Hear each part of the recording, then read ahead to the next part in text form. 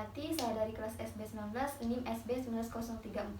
Di sini saya akan melakukan ujian OSCE mengenai prosedur KIE persiapan kehamilan. Yang pertama, persiapan alat, yaitu ruangan yang nyaman, meja konseling, kursi, dan media lembar balik, serta lidi kapas. Baik, Ibu, Bapak, mohon maaf menunggu saya lama ya. Selamat pagi, Bu, Pak. Perkenalkan, saya Bidan Nani yang bertugas pada hari ini. Sebelumnya, apa ada yang bisa saya bantu, Bu, Pak? Begini Bu Bidan, saya dan calon suami saya ingin melakukan konseling pada persiapan kehamilan karena kami untuk 1 bulan lagi ingin menikah dan kami ingin mempunyai momongan begitu Bu Bidan. Oh, begitu ya, Bu ya. Baik Ibu, itu bagus sekali ya Bu. Selain alasan cinta, bukankah seringkali kita menikah dilakukan karena ingin mendapatkan keturunan yang sehat dan baik ya Bu ya.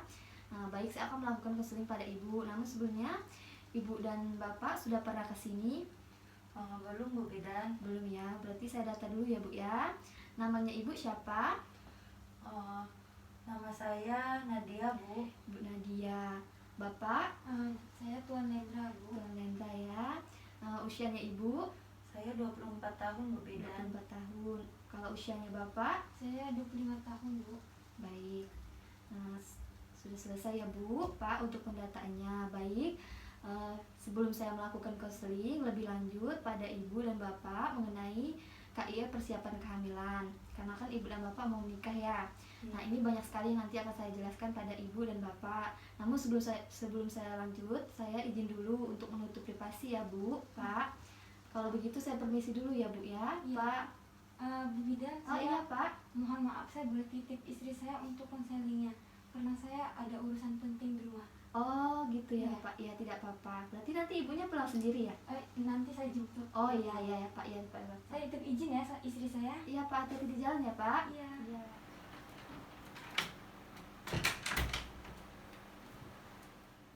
Baik Bu, jadi begini, sebelum saya melakukan tindakan lebih lanjut pada Ibu, sebelumnya saya mau bertanya dulu pada Ibu, apakah Ibu sebelumnya sudah mengetahui apa saja yang harus Ibu lakukan untuk mempersiapkan kehamilan yang baik? Belum sih Bu Bidan. Belum ya Bu ya. Baik, sebelumnya saya akan melakukan KIE persiapan persalinan pada Ibu. Nah, namun di sini saya akan menjelaskan tujuan dari KIE tersebut ya Bu ya. Nah, di sini ketujuannya itu untuk memberikan pendidikan mengenai komplikasi kehamilan, persiapan persalinan, dan membangun psikologis ibu agar nantinya jika ibu hamil tidak ada masalah ya Bu ya. Iya Bu Bidan. Selanjutnya, karena Ibu belum mengetahui persiapan kehamilan tadi, saya akan menjelaskan pada Ibu apa saja yang harus dipersiapkan. Nah, itu ada yang harus Ibu butuhkan di sini meliputi persiapan fisik, persiapan gizi, imunisasi tetanus, dan kesehatan organasi reproduksi serta kesehatan mental Ibu ya Bu ya. Nah, nanti di sini saya akan jelaskan satu persatu pada Ibu. Nah, selanjutnya saya akan menjelaskan persiapan fisik pada Ibu yang meliputi pemeriksaan tanda-tanda vital, suhu, nadi, frekuensi, napas, dan tekanan darah ya Bu ya. Nah, yang kedua ada pemeriksaan status gizi. Nah, di sini ada berat badan, tinggi badan, pengukuran lila, tanda-tanda anemia pada Ibu. Nah, itu selanjutnya pemeriksaan darah rutin. Ini nanti jika mendeteksi adanya anemia pada Ibu ya.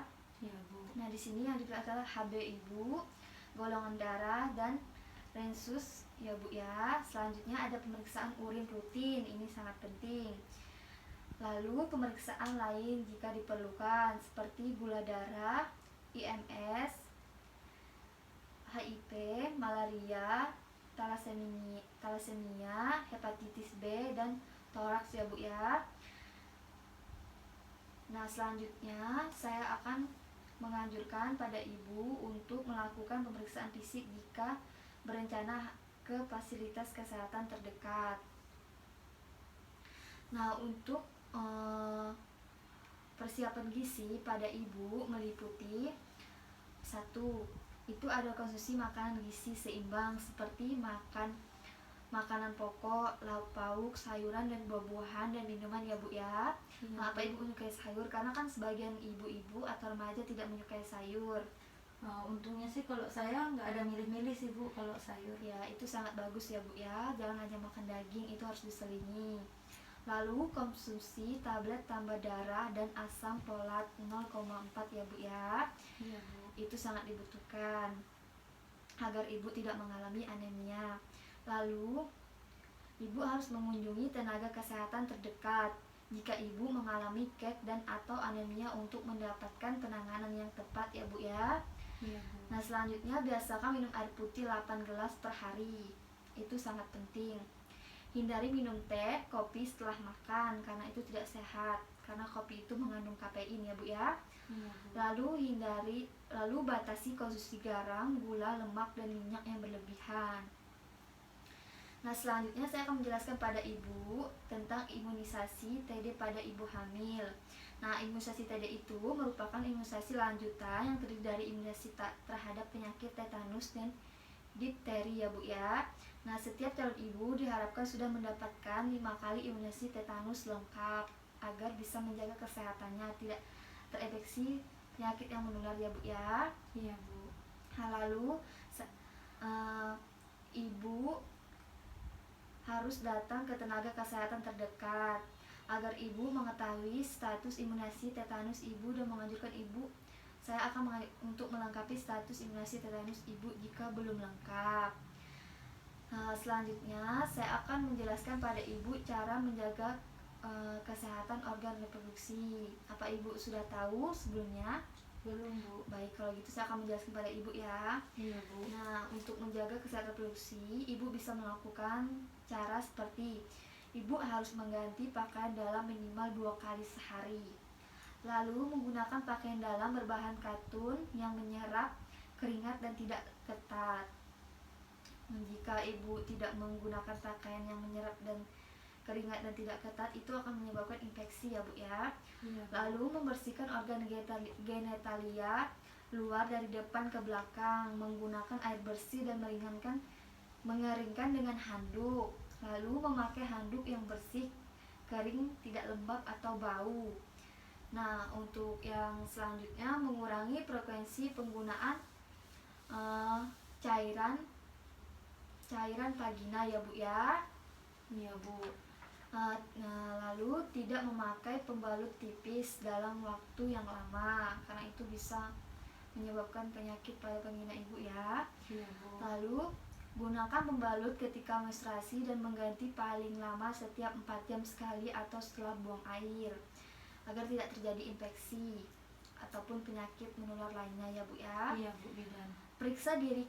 Lalu periksa diri ibu ke petugas kesehatan jika sering mengalami keputihan berbau dan berwarna. Apa ibu pernah mengalami itu?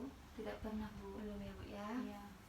Nah, jika nanti ibu mengalami hal itu pada saat masa kehamilan, segera periksakan ke petugas kesehatan ya Bu ya yang terdekat. Nah, lalu saya akan menjelaskan pada ibu bahwa setiap calon ibu dan ibu hamil wajib bahagia agar kehamilan berjalan dengan lancar.